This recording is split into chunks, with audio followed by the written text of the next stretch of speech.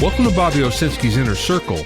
I'm Bobby Owsinski, and this is a show all about music, music production, and the music business. My guest this week is mixer Nacho Molino. First of all, I don't know if you've noticed, I'm sure you have, that music's shelf life is getting shorter and shorter. It used to be if there was a hit, it would stay with us 6 months to a year. We'd play it all over. You'd hear it everywhere. You go to a party, it'd be playing. But now, that's not the case. A current hit might last, an extended news cycle. Maybe that's a little bit of an exaggeration, but not far from it. There's a lot of reasons for this. First of all, the barrier to entry is very, very low for any artist today. So we're flooded with all sorts of music that we never had before. That gives us a lot of different variables and a lot of different things to choose from. We're also distracted by multiple choices in things to do. And as a result, it's harder for artists to get any real traction. Even if you have a hit, you might only last about 3 years in terms of the length of your career. It turns out that when we used to purchase music, we listened to it more. We had a financial and a personal investment in it that we just don't have today in streaming. So maybe that's the biggest reason of all why music has such a short lifespan these days. But then again, the attention spans are shorter because there's a lot more choices and we're all multitasking. And music sometimes is just used as content marketing. Yes, it's true that by the time you hit 30, the fan base drifts away naturally because there's a focus on career and family, and the young kids coming in just can't relate to that music even though it's only a generation old. So we're finding that this is happening sooner and sooner. I don't know if that's a good or a bad thing, but it's just another evolution in music that we have to deal with.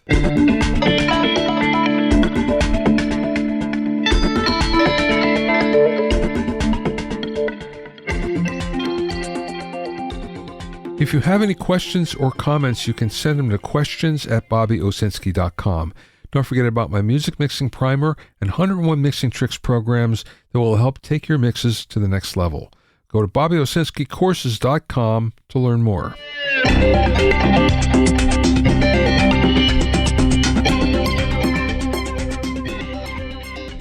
Now, if you ever tried to mix on headphones, you know it can be difficult.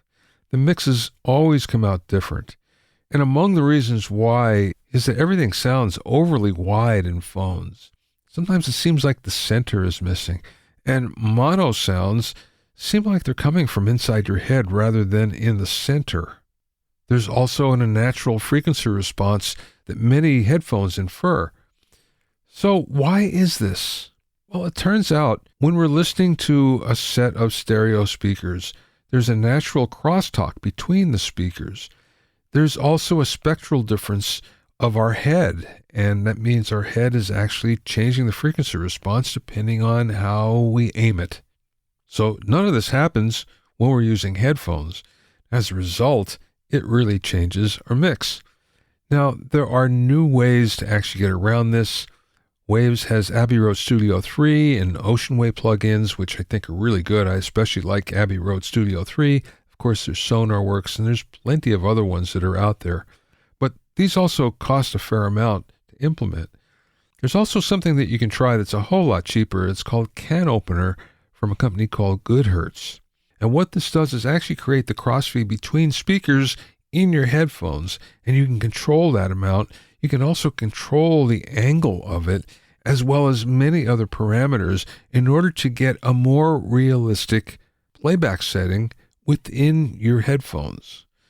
Now, between all of these, because you can in fact use Abbey Road Studio 3 or Sonarworks with Can Opener, you find that you put them all together and suddenly, yes, it is possible to mix in headphones. And not only that, it's possible to get a really good mix as well.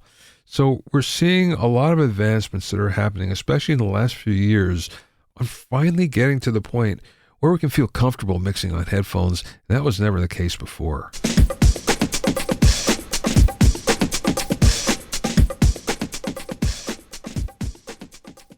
My guest is 5-time Grammy-winning mixer Nacho Molino, whose work with Ruben Blades, Carlos Vives, CJ Ramone, Joan Manuel Serrat, and many, many more. Even though he comes from a rock background, Nacho has been awarded Latin Grammys for Best Salsa Album and Album of the Year, as well as Recording of the Year and Best Tropical Latin Album. During the interview, we spoke about bringing a rock sensibility to mixing salsa, the strict rhythms of salsa, using audiophile speakers for mixing, common mixing problems that he runs into, and much more. I spoke with Nacho via Zoom from his home in upstate New York.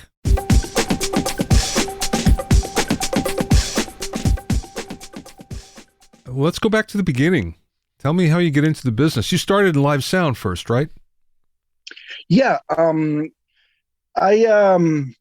I came out of high school.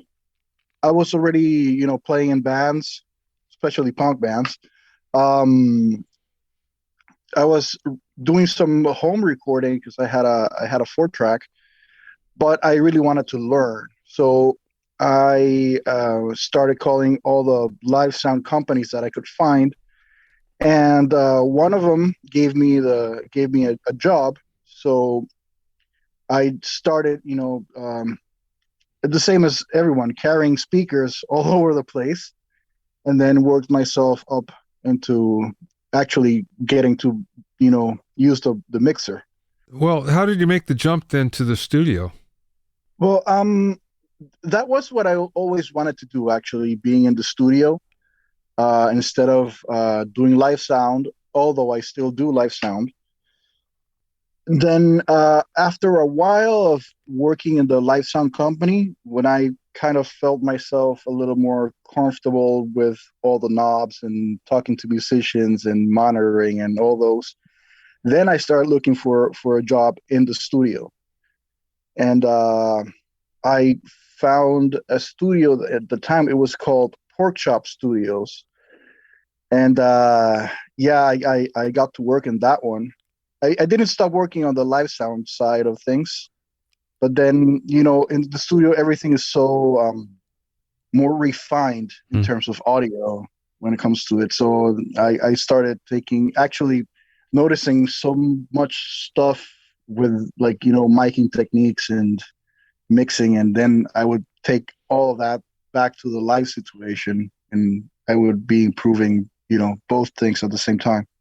Where was this at? Panama. That's a place I want to go to. Really? I've been wanting to go there for a long time because I hear a lot of people really love it. Yeah, the thing with Panama is that you have basically everything except for snow. You have everything. You have mountains, you have jungle, you have beaches, like anything you can imagine. And you can go from the Pacific Ocean to the Atlantic Ocean in like less than an hour. Oh, I love it. Yeah. It's very nice. You were in Panama, you were doing all of this, and the studio was in Panama too? Yes, in Panama City, yes. Okay. And you got a break then working on a record, kind of promoted your career, right? Yeah, I worked really, really, really, really hard, actually, until I was finally able to open my own place. I had a partner at the beginning, and we opened a studio that was called PTY Studios, and PTY is the code for the airport. When you see PTY on a briefcase, it's Panama City. Actually, my ex-business partner came up with that one, and we opened that one in 2005. And we started, I started getting really, really getting my own clients at that time. And the studio started in an apartment of a building. So I would drive everybody nuts during the day while we're recording drums. I bet. Because it wasn't isolated at all. Yeah. Yeah. So, drums or electric guitars, because, they have to be quite loud. Yeah. Yeah. And then after that, I think after a year of being there, we moved the studio into a house, and we did a, proper isolation and acoustics and everything. And then that's kind of where everything started actually, getting the ball rolling with working with more important artists. Were they coming because of you or your studio? Well, I think it was a combination of things because at the time when we moved to the house, there was another engineer friend of mine who we've still worked together sometimes. He was working with us at the studio, and he had his clients and I had my clients, but we both were just working very hard to have everything sounding the best as possible. So people would, yes, they would come to the studio for the name of the studio, but then they, depending on what they heard on the like outside, like they would decide who to work with. So you could say it was because of the studio's name at that time. What kind of music were you doing mostly? Well, this is a very interesting answer because Panama's music scene is very small. So you cannot niche down in one or two genres. So you basically have to be good at whatever is thrown to you in order to make a living. Actually, it's funny because when you think about Latin America, you would think, Latin music like salsa and stuff like that. I didn't actually start working in salsa until probably 2007 or 2008. So I already had like 10 years of doing live sound and recording before I got into the first salsa recording that I had in my life. But mostly it was either rock pop, metal. Yeah, then salsa came in, and then there was kind of like a huge wave of salsa orchestras coming to the studio to record. It's very similar to my friend Benny Facconi. Okay. You know Benny, right? Yes. Yeah. And he's one of my oldest friends. Benny had his first big hits with Mana.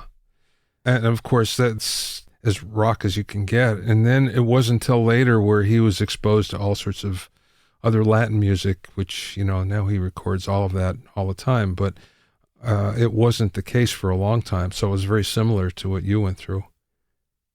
Yeah. And also, I am actually, like, my favorite kind of music is metal. Like, my favorite band is Pantera. But let's put it this way, like, my biggest achievements have all been with Latin music, meaning mostly salsa. Now, do you think that's because you brought a different sensibility to recording or mixing it? Yeah, I mean, the thing with salsa is that I find it very much like metal or rock, because like when you hear the trumpets or the trombones or the whole brass section, it's like having very distorted guitars just pushing a huge chord, Mm-hmm. and and then in salsa you also have the cowbell, actually, which is the handbell, which is marking the downbeat when it's the second part of the song, and that kind of always makes me kind of like headbang a little bit, So and you have so much percussion, and basically it's like mixing a whole bunch of toms, because all of them are drums that you need the attack for the intelligibility, and then you need the note for the actual timbre of the drum, right? Mm-hmm. And basically congas are like the main element of the percussion. It would be it would be like drums, Mm-hmm. if it was rock or metal. And then the bass has to be tight with the congas, which would be, kind of like the bass usually goes tight with the kick drum. Yeah. Only that congas don't go that low, but it has to kind of be like that in order for a mix to work. Okay. Do you approach the bass differently? I wouldn't know, because honestly, I've never seen, I never got to assist anybody in a studio, and I never got to be at like I don't know, another salsa album recording or mixing session being worked by anybody else. So I just kind of try to figure it out by my own. Also, I mean, of course I had help from the album producers that I was working with, and then I've learned how to understand salsa because of everything they have told me and taught me. But I wouldn't really know if I treat the bass differently from other people because I've never seen anybody else do it. How long did it take you to kind of learn, the basics of salsa? Well, it took me a while because it's a very strict formula actually because salsa is based off the clave. Yeah. And the clave in the simplest in its simplest form, it can only be two ways. It can be 3-2 or it can be 2-3, which is actually two measures. Just you just invert them, right? Mm-hmm. So even though the clave has a tempo, meaning that it can follow a metronome, its accents are not linear like a metronome. They're nonlinear. Yeah. So all the patterns for the percussion are already kind of like premeditated. So you just follow that, and whatever you do extra on top of that are usually the fills. But also all the brass arrangement is based on the clave with the accents of the clave, right? Yeah. And the clave of the song actually gets like the arrangers figure out the clave because of the rhythmic of the melody of the song. Then they decide if it's 3-2 or 2-3. There are some songs that can fit any of the two, and then they decide which one feels better with the song, and then they write the whole arrangement. Interesting. Yeah, that was very different for me because in rock and metal you have 1, 2, 3, 4, Yeah. Yeah. over and over. In salsa you have pa pa pa pa pa pa pa pa pa pa. So it's not linear. Yeah. And everything is based off those accents. And then that's how you kind of like start understanding how the rhythm patterns of each instrument actually plays with each other. Interesting. It's very interesting. Yeah, it is. So when you're putting everything together, then when you're layering it, how do you approach like effects? I'm thinking more like reverbs and things like that. Mm-hmm. Well, that usually depends on the producer of the album because some of them like a lot of reverb. Like in the 90s, you would hear lots of reverb on salsa, and lately not so much. So that basically depends on the arranger. Usually, for the what I would call the older style of reverb, I usually have to get my lexicon out because the plugins they still can't reproduce that kind of like feeling of depth in the music, in my opinion. Interesting. So like a 480 or 224 you're using? No, I'm using a PCM 91 right now. Okay. Well, I had a PCM 70 which I sold before coming to the States, and I profoundly regret it. Yeah. So I might get one again. Yeah. But I'm just relying on my PCM 91 right now. No, it's a good unit. And PCM 70 had a sound though. Yeah. Distinctly different. It was noisy in the sense that it made a lot of hiss, but if you kind of like gain structured it a certain way, you could have the noise floor very low. Yeah. Yeah. But I always remember having like one of the mastering engineers I usually use back then when Spotify only accepted 16-bit files. He would tell me he wouldn't even dither the signal because of all the noise that Lexicon had on the noise floor. Yeah. Wouldn't have to. Yeah, right. It was there already. Yeah, that's right. Let's just talk about mixing. Is that what you're doing mostly these days? Just mixing?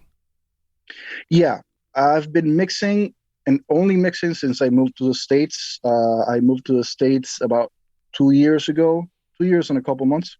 And yeah, that's what I've been doing. And I love mixing, actually. I've always wanted to just mix. Yeah, yeah. So I finally got to do it. Are you totally in the box, or do you have a hybrid setup? It's a hybrid setup, but it's more in the box than hybrid, actually, because the only thing that I'm doing outside of the box is the summing. And I have an SSL compressor for bus compression, and that's it. I just go back into the computer. If I need anything extra on the master fader, it'll be in Pro Tools. It won't be analog. Yeah, yeah. And everything I use is plugins. So everything's processed before coming out to the summing, unless I'm dealing with the salsa that needs the hardware reverb, then I'll just insert that one Yeah. somewhere. What kind of monitors are you using? I'm using actually what would be mastering speakers or hi-fi speakers, better set. I'm using Eggleston Works. Oh boy, high end. Yeah, but I love these. I got these from a mastering engineer, also a friend of mine. He was getting obviously bigger ones than these. Yeah, yeah. And yeah, so I bought them from him because he gave me a good price and I could, pay little by little. So I bought them and I love them. What I always liked about those types of speakers, audiophile style speakers, was that they just sounded big.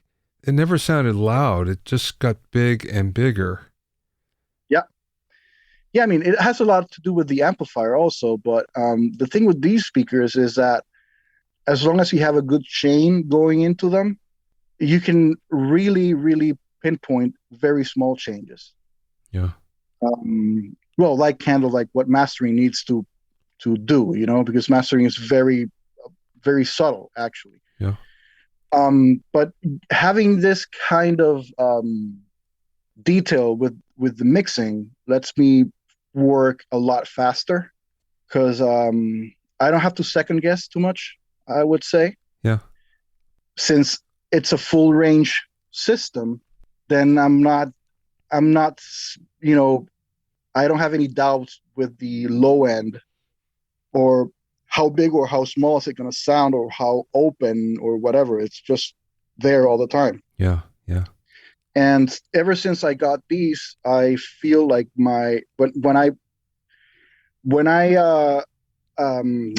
print the mixes, most of the mixes are basically at the same level without me doing anything. Hmm. I will have a lot of variation before these speakers. And it's not because of gain staging. I don't know what it is because I always keep my mixing volume for the monitor controller. I always keep it the same.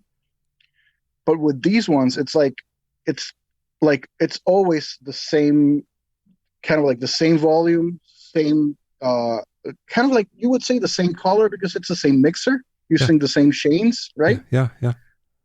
But it's like if I mixed an album with 5 different artists, the mastering engineer would have a lot of fun because he wouldn't have to actually match each song to each other. Yeah. Because it would be matched from the mixing. Wow. Yeah, it's pretty crazy how they make me work, actually. What amplifier are you using? Well, I'm using a Mytek amplifier. Okay. Mytek has an amplifier called Brooklyn amplifier. It's a Class D amp, and I know for some people in the hi-fi or audiophile community, some of them would say Class D is like a capital sin or something. Yeah. But I'm gonna tell you something. This one works the way it should. I tried other brands of amplifiers, meaning Class A or Class AB, and this one just, this one was just way better. It's funny when you get that combination right, right away. Yeah, because it just, with the other amplifiers, everything would be very pristine and clear, but it would be too pretty. Yeah. Yeah. Like, because the other amplifiers have so much, they either have huge transformers and all these things that actually round off the sound. And this one doesn't. Yeah. This one just, puts it out the way it goes in, basically. So with this amplifier, I can actually feel the music more than with the other ones. Of course, Class A or Class AB amplifiers will give you more depth than a Class D amplifier, but this one has enough depth, like way more depth that other Class D amplifiers I've heard. In fact, like if you watch a movie here in my system, let's say one of those Netflix series that have like a lot of like ambience effects and like huge depth into the stereo image, like you can actually hear it like very deep, Yeah. So it's very good. I bet. Wow. Do you have favorite plugins that you tend to use in every mix? Yes, I have a lot of, let's say, associations with some companies. Like I'm a Waves artist. I use also Sonymous plugins, which are, I don't know if you know them. Yes, I do. Yeah. IK Multimedia and Isotope, right? But like all my go-tos are, for example, on the channels themselves, I will either have the SSL E channel, the old one, or the Mix Hub, the one from Chris Lord Algie. Yeah. Okay. Because I love SSL mixers, so I feel kind of like at home with those. Although they don't sound exactly the same as an SSL, because actually no plugin actually sounds exactly like the real thing. But I feel very comfortable with those two. So depending on what I want to do, I'll just change for either one. And from Sonymous, I like using the latest EQ they put out, which is a Pultec based EQ called Sun EQ2. I use that on my master bus all the time. Sometimes I'll use the Satsun for some console saturation, depending on how it was recorded or what it needs. From IK Multimedia, I'm usually using the SSL bus compressor when I cannot get the real one to do what I want. And from Isotope, obviously I'm using Ozone all of it. That's under my master fader, and obviously RX too, because sometimes you get like noises and stuff like that, and everything RX just works. Yeah. Well, let's talk about that for a second. Are the tracks that you get in, do you see a problem that keeps on coming up over and over that you get with the sessions that you get to mix? Yeah, there are various common things that are happening. Most people think if they buy a very affordable interface, and if they send that recording to a pro mixing engineer, then they will have a very, very, very good sounding album. But people are always forgetting that the sound of it always starts at the source. And that's the common issue that I'm finding. Meaning good musicians, good instruments, and very well played. Microphones are different colors. So you pick and choose whatever you want, but you need that musician and that instrument in a fairly decent room. It doesn't have to be a $2 million studio in order to get something good. You just have to move things around until you figure it out and it sounds good, right? But also the thing is, very affordable interfaces, they sound like very affordable interfaces, right? Yeah. So if you record something at home with very affordable gear, right, you cannot expect it to sound like it was recorded in a $2 million studio with very expensive gear, right? If you have the right groove, right, then it will always feel great, but the sound is not going to be the same. That's something that people are not used to separate from each other. Yeah. Yeah. Right. You know? And then that's what I'm actually finding the most. And obviously, arrangement Oh, is a huge part of it, yeah. because some people, like, I find sometimes that they record, for example, electric guitars, and then they layer acoustic guitars on top of it, and then an organ, and then a pad, and they're all playing in the same octave. Yeah. Same register. Yeah. Right. No, that's a problem.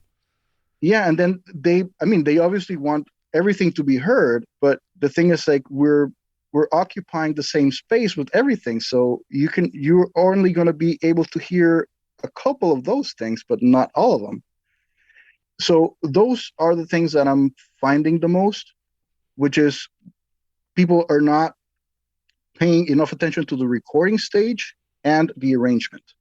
Yeah. I've always found that myself, where the arrangement is, and especially now when you have as many tracks as you want at your disposal, and there's always a lot of ideas. Well, let's try this. Well, let me try this one. Okay, let's try this. And next thing you know, you have all of these tracks that are basically playing in the same range, as you say, in the same register. And it's like, well, and then they'll send them all to you and say, well, yeah, you figure it out. And it's like, no, wait, no, that's your job. It's your job. You figure that out and send me one. Yeah, and the thing is, I mean, I understand why they would think like that, because I used to think like that a long time ago, and that's something I think people with time they learn that it doesn't work that way. Yeah. But yeah, the thing is, they will send you, a kick, a voice, guitar, keyboard, shakers, tambourine, everything in the intro of the song, when you only need the kick drum, one guitar, and the lead vocal in the intro, and the intro is amazing with those three things, Yeah. Yeah. Right. Right.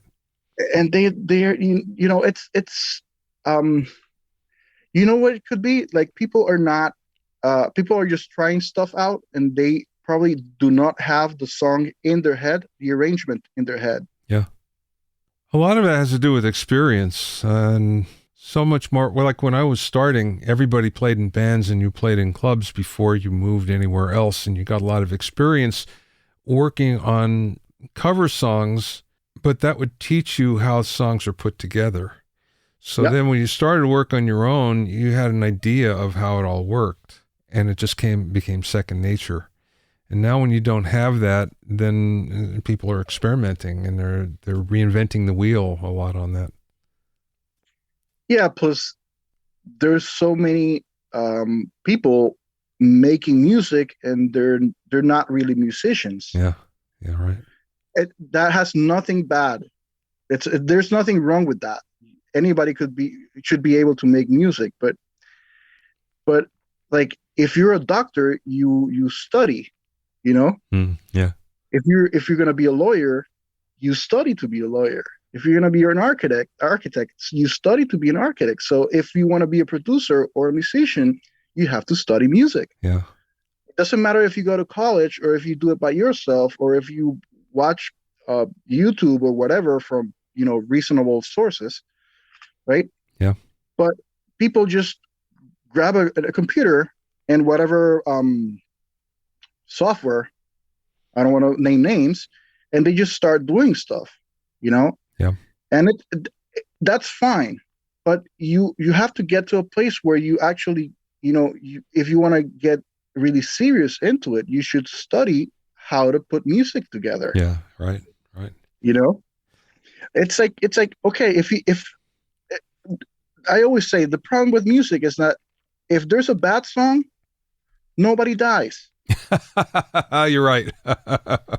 If you wrongly operate a patient in the hospital, the patient will mostly die. Yeah. Yeah. Right.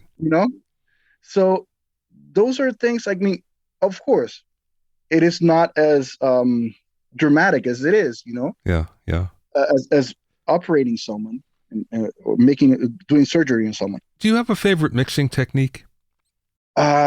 What do you refer with mixing technique? Like parallel processing, or you always use certain plugins on the mix bus or compress things or a certain way, or is there a certain trick that you use all the time?